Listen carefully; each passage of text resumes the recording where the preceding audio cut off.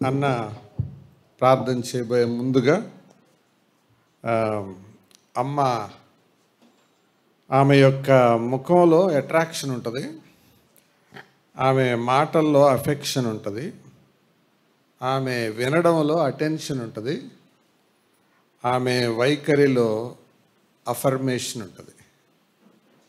తెలుగులో చెప్తాను. ముఖంలో ఆకర్షణ, మాటల్లో ఆప్యాయత, వినడంలో ఏకాగ్రత, వైఖరిలో నిశ్చయత, అది ఆమెలో కనపడతాయి. అయితే ఈరోజు ఆమె గురించి మనం ఆలోచించటం మంచిదే, కానీ ఆమె మన పైన ప్రభావం చూపకపోతే ఉపయోగం లేదు.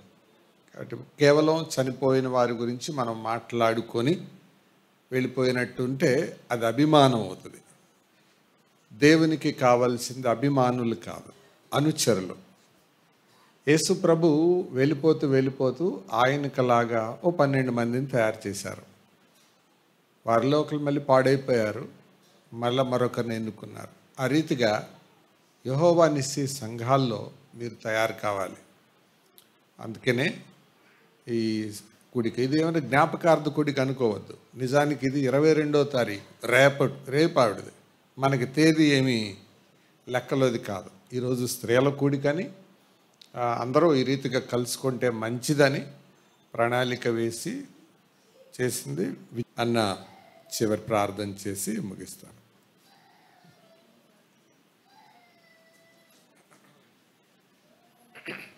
ఒక్క వచనం చదువుతాను, అంతే, ప్రార్థన చేద్దాం. రోమపత్రిక 16వ అధ్యాయం 13వ వచనం. ప్రభువునందు ఏర్పరచబడిన రూఫునకు వందనములు, అతని తల్లికి వందనములు, ఆమె నాకును తల్లి.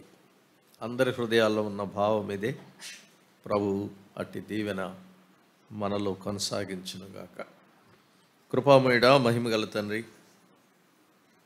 మీరు మమ్మను ప్రేమించారు. కృపాసత్య సంపూర్ణుడవుగా మా మధ్య శరీరధారిగా వచ్చి మా పక్షంగా ప్రాయశ్చిత్తమై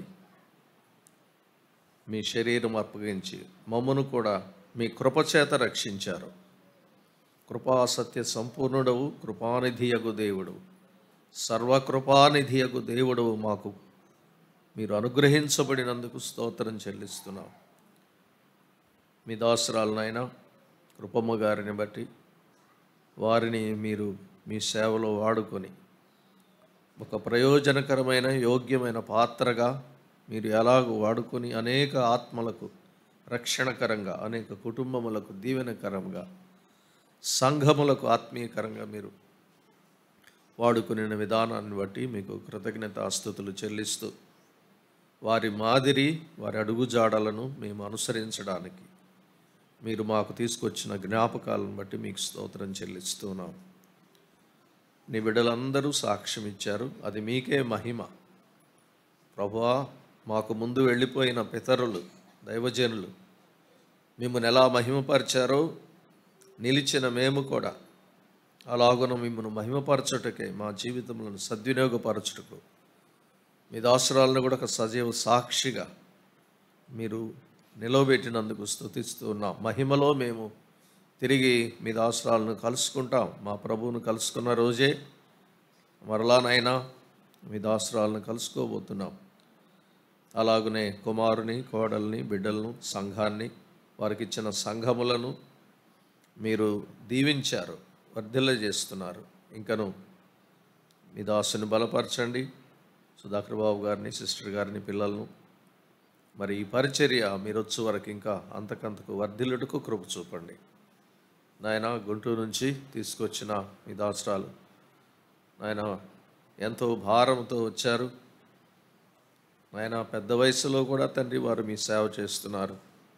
మరి అందుని బట్టి మీకు స్తోత్రం చెల్లిస్తున్నాం. ఇంకా ఆ ప్రాంతం నుంచి, రాజుపాల నుంచి వచ్చిన బిడ్డలను కూడా మీరు బలపరచండి. శాంతమాంటి గారికి ఇచ్చిన ఆరోగ్యం బట్టి స్తోత్రాలు.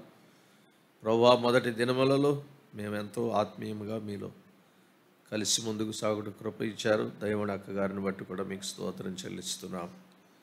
ప్రభువా, మీరు వచ్చినప్పుడు మేము ఇలాగున ఈ ప్రేమ ఆప్యాయతలను మేము కొనసాగించబోతున్నందుకు, క్రీస్తు యేసునందు ఇవ్వబడిన శుభప్రదమైన నిరీక్షణను బట్టి మీకు మహిమా ఘనత చెల్లిస్తూ, మా రక్షణకు కారణభూతుడైన క్రీస్తు యేసు అమూల్యమైన నామమున స్తుతి, మహిమ, ఘనత, ప్రభావములు చెల్లిస్తూ స్తుతించుచున్నాము తండ్రి. ఆమేన్. మంచిది. అందరికీ వందనాలు.